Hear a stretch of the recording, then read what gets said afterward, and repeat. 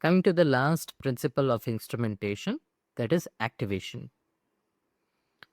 So in activation, we have 4 parts. First one would be adaptation, second is angulation, third one is lateral pressure, and finally the stroke.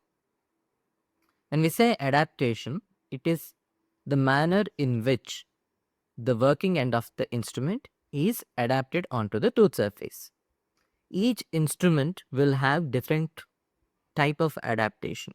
It may be different for the adaptation may be different for different instruments.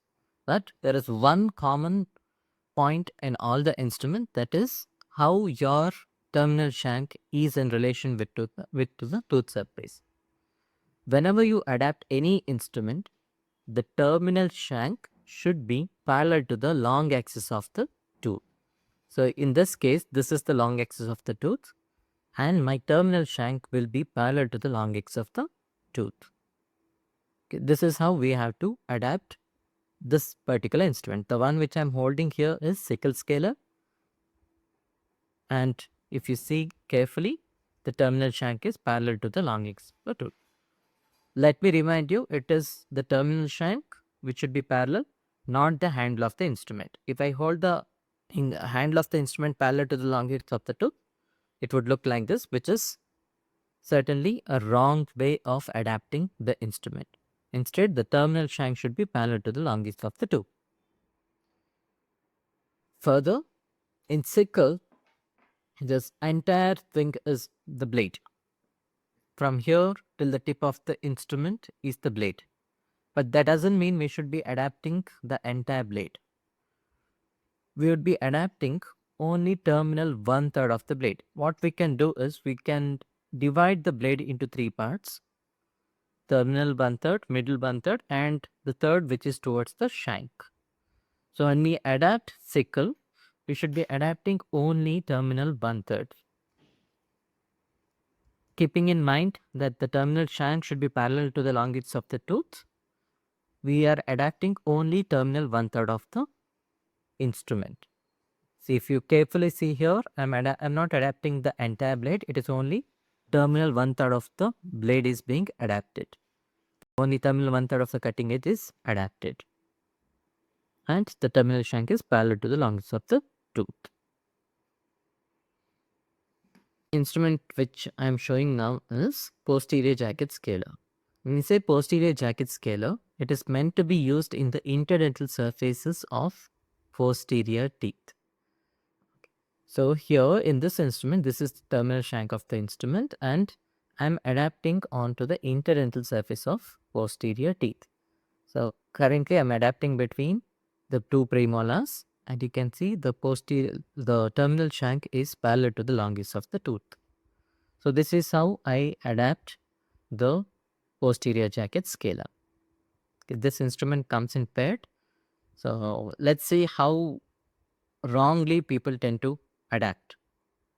If I use the other end of the instrument, I'll not be able to hold it I'll not be able to adapt the instrument keeping terminal shank parallel to the long axis of the tooth. This is the incorrect way of adapting this instrument. Instead, I should be using the other end, wherein the terminal shank is parallel to the long axis of the tooth.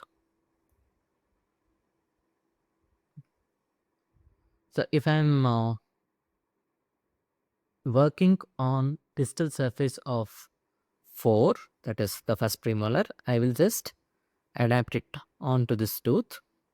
Whereas if I am working on the mesial surface of the tooth, I'll just change my orientation without changing the parallelism of the terminal shank with the long edge of the tooth. Now I am working on the mesial interdental area of 1/5, that is second premolar. Whereas now I am working on distal surface of 1/4, that is first premolar. You can still see that the terminal shank is parallel to the long edge of the tooth. Okay. This is about posterior Jacquette Scaler. If I have to use anterior Jacquette Scaler, this is the terminal shank, and the anterior Jacquette Scalers are meant to be used in the interdental surfaces of anterior teeth. So this is how I adapt the instrument. The terminal shank is parallel to the long edge of the tooth. Can appreciate it now. And then the instrument is adapted in the interdental areas of the anterior teeth this way. Moving further, they have Chisel Scaler. If you see the Chisel Scaler, it has the working end has two angulations. One is acute, other one is slightly obtuse, or it's more or less right angle, but it is slightly obtuse angle. This is acute. The rule here is whenever you adapt this instrument onto the tooth surface, the acute angle, the instrument of the working end should be towards the mesial surface of the tooth. So this end of this instrument I can adapt on the labial surface of second quadrant teeth. This is how I adapt. It would be incorrect to adapt this instrument on the first quadrant teeth because the acute angle will be facing towards the distal aspect of the teeth. Instead, I can use the other end of the instrument wherein I'll follow the rule of acute angle of the instrument being towards the mesial surface of the. This is how we adapt the chisel scaler or surface scaler. The next part of the last principle, that is instrument activation, is the angulation. Once you adapt the instrument, you will have to give appropriate angulation or correct angulation. If it is for scaling, the angulation has to be less than 90 degree. The ideal angulation can be around 60 to 70 degree. However, textbook says that the angulation has to be between 45 to 90 degree. Now, what is this angulation? Angulation is the angle made by the face of the instrument. See, this is the face of the instrument with the tooth surface. So, this is the angulation which we are talking about. So, I'm reducing the angulation. It is less than 90 degree now. This is about 90 degree, and I'm giving less than 90 degree. This will be around 60 to 70 degree. So, most of the scaling is done at around 60 to 70 degree angulation. Next part, instrument activation, is lateral pressure. Lateral pressure is the pressure exerted by the instrument onto the tooth surface. We say pressure exerted by the working end of the instrument or the cutting edge onto the tooth surface. This is very subjective, and it also depends on the type of calculus. If the calculus is very tenaciously attached onto the tooth surface, the lateral pressure may be more.